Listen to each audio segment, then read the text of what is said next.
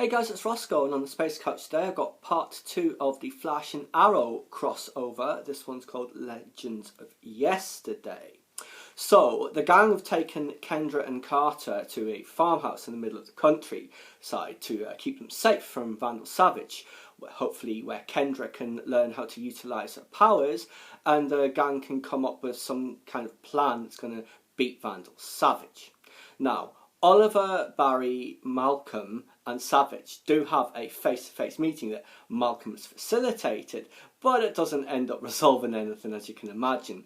It essentially comes down to, give me the Hawks, I'll destroy your city.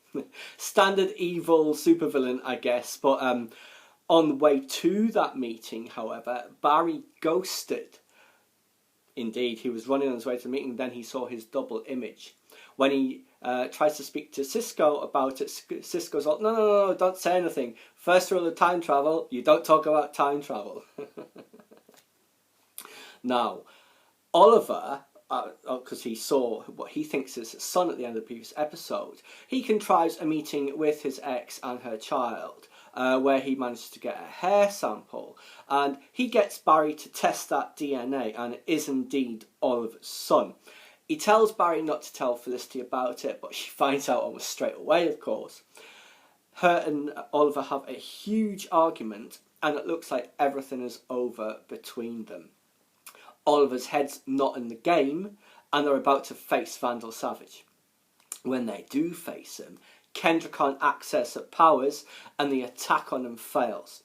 Her and Carter are killed, and Savage takes their life force. And then he uses the Staff of Horus from the previous episode to set off an energy blast that essentially incinerates Oliver. Barry's fleeing for his life as fast as he can, and that energy blast consumes all of Central City, all the way out to the farmhouse, where even the guys there, they're all killed and incinerated by this blast. And while Barry's fleeing, guess what? He's ghosted back 24 hours, to the point where he saw himself earlier, just before the Vandal Savage meeting.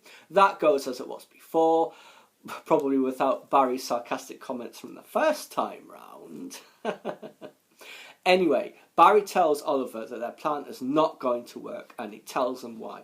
Tells him about the son, tells him about the argument with Felicity, that it all looked all over, and everything just fell apart and they lost to Savage and everybody died. This totally changes everything, of course. Now, it's all playing out differently. This time, Cisco's the one helping Kendra access her powers instead of Carter. Carter was telling her to focus on the warrior part of the warrior priestess. Cisco says focus on the priestess part, and that works. She's able to remember her first life and death back in Egypt, and also figures out what they need to do to beat Vandal Savage with the help of some meteor rocks that will help rob him of his powers. So the entire gang of heroes takes him on this time.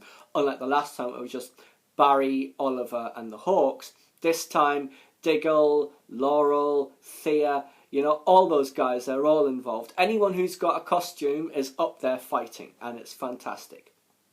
So, they do manage to defeat him and kill him this time round. Using his Staff of Horus, he gets turned into dust, which they're really going to wish they had cast it to the four winds or swept it all over everywhere. So, it looks like happy days all around. Oliver has agreed not to tell Felicity about the existence of his son as a condition of being able to see him. It's very unfair on Felicity. She'd be able to handle it. But, anyone gets into Oliver's life, they become a target. The mother's got every right to want to protect her child. But it is going to have consequences down the line, you expect, I mean, just like in the previous version of that day, Oliver didn't tell Felicity. And look what happened. The city got destroyed, their relationship was over. This time around, he still hasn't told her. Barry's worried about temporal backlash. I mean, there's that grave. Someone's going to be in it in a few months' time. Anyway, so in the denouement, Carter and Kendra, they're heading off to St. Roque, where they lived in their previous incarnation in the 1970s, and where no doubt they'll be recruited shortly by Rip Hunter to join his team. Now, Malcolm Merlin, however, at the very end, he goes to the warehouse where Vandal Savage was killed, sees a pile of dust which is still there, really bad oversight on those guys' parts, takes some of those dust and repeats Savage's mantra about his hate following them throughout time from one life to the next, and then says, "You owe me one, buddy. Malcolm Merlin, what are you doing?"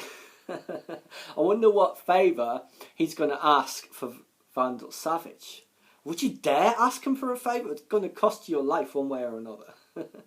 Anyway, guys, it was another excellent episode, the second part of the crossover that is going to launch Legends of Tomorrow in January. I thoroughly enjoyed it and I can't wait to see these characters again. And also the other ones that have been set up over previous episodes and the introduction to Rip Hunter in due course as well. Please subscribe to my channel if you enjoyed this content. Give me a comment or suggestion for an upcoming TV show you'd like to see discussed, or why don't you like the video?